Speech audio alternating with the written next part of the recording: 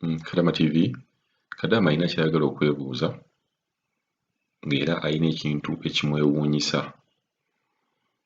Kiri nti Kadama ono abadde akolagana nnyo ne boosi we, nga bakolagana bulungi, tewali kuyomba, boosi amuyisa bulungi nnyo, naye lwaki olunaku lumu boosi n'azuukusa Kadama n'amuyita n'amuwa entende 2. Bw'amuwa entende, bw'amala okuzirya n'amusaba ensigo z'entende ezo.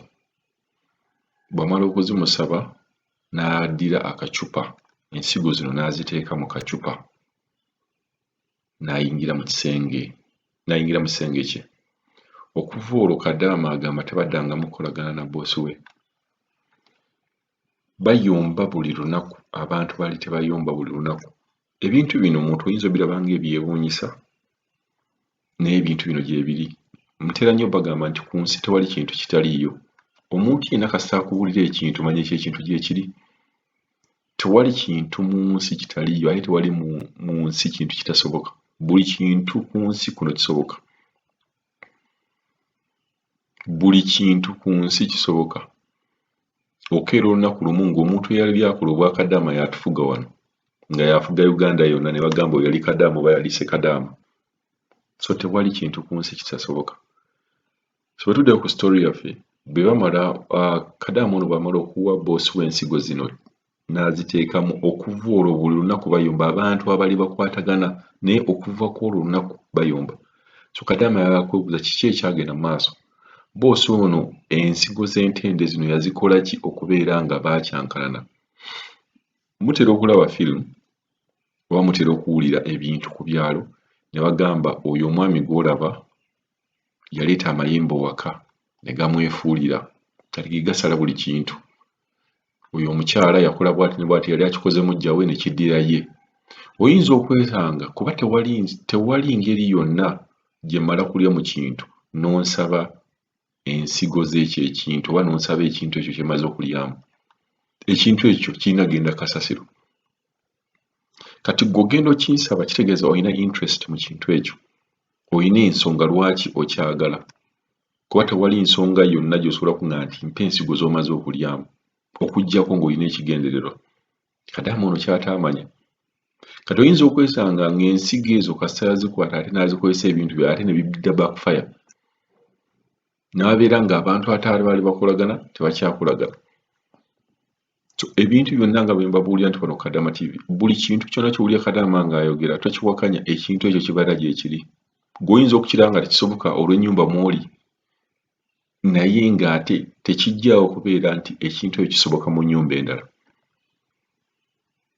Kadama ayagala ku magezi, agamba kiki ky'asobola okukola, kiki mulowooza boosi ono ensigo yazikozesa ki? Kuba buli lunaku tubeera tuyiga ebintu ebipya. Kino tubalire tukirowoozanga nako, tewali muwala yenna yali atugambye ku kintu ekikwatagana ku kino. Naye ng'ate awo ojjukira nti mwe tuyita ne mu byokulya, n'omanya nti buli lwe mbandya ekintu omuntu n'abeera ng'akimpadde, ekintu ekyo olaba nga si kya bulijjo, olina okubeera ng'oli careful. Obadde oyomba ne boosi wo, avudde eri simanyi akuwadde ebintu, oba olya byaki. Kibeera nga kati ne Uganda, ne mbeera wano e Uganda, omuntu n'ava eri n'agamba simanyi nkwetikkidde nkulowoolezaayo, tondowooleza nga bunaku, lwaki ondowooleza ku olwo? Tetugaanye waliwo omuntu ava eri n'agamba nti okay, ayina akulowooza, akusuulidde omutima, naye ogwo omutima gw'asuulidde sooka oguceekinge, sooka olowooze nnyo nga tonnalya, otherwise abantu bagenda kubeera nga bagwa mu bizibu eby'amaanyi. Kugamba weewuunya nti Omuwarabu engeri gy'ava eri n'akuwa ekintu n'omala okiryamu n'agamba mpa ebyo.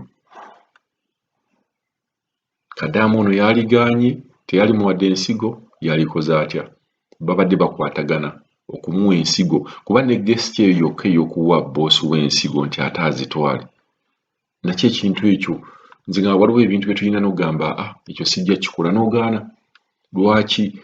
Gamba n'alibuuzizza, nsobola okubuuza boosi lwaki oyagala nkuwa ensigo ze ndiddemu?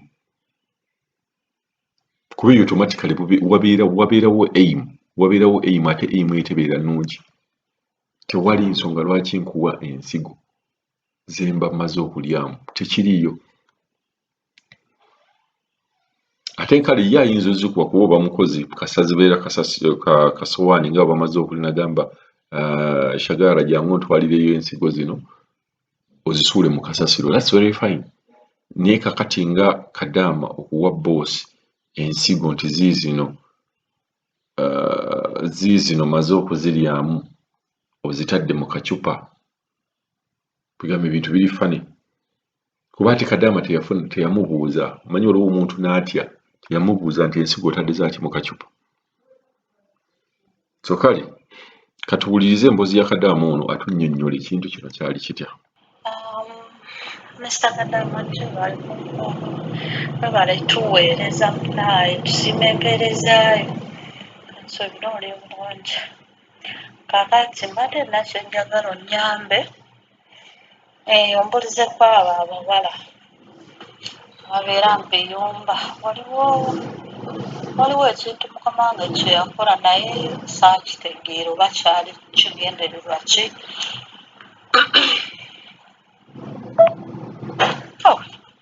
Kati lwali lumu mwezi oguwedde yajja nali neebase naye yajja nampa wamulamu tulongo mutende gyakuwa wamulamu tulongo oba waliwo ekizibu ekituuseewo nampita supiidi nga mukambwe nampita nangamba jangu neŋŋenda. Kati wenatuuka nentuuka nemusanga ayimiriddeawo mu ddiiro yali akutte entende mu ngalo nangamba kwata olye zino nganva mu tulo nange nenzirya. Kati wenamala ozirya nga nzigyayo ensigo ngenda zisuula wabweru mu kasasiro nangamba nti zimbe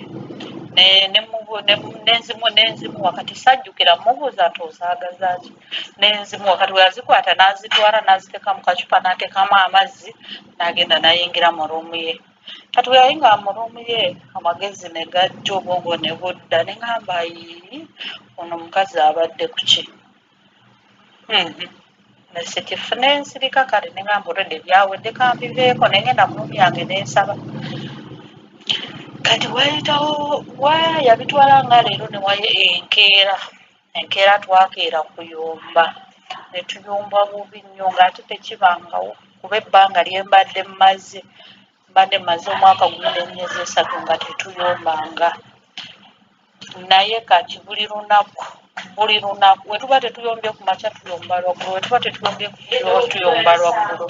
Kati mutuufu mpulira nga byansobedde mba nensaba ombulizeko ku baana oba kitegeeza ki oba biki oba alina bye yakola ng'alina kye yakola nga kibi. Mutuufu mpulira nga bintambudde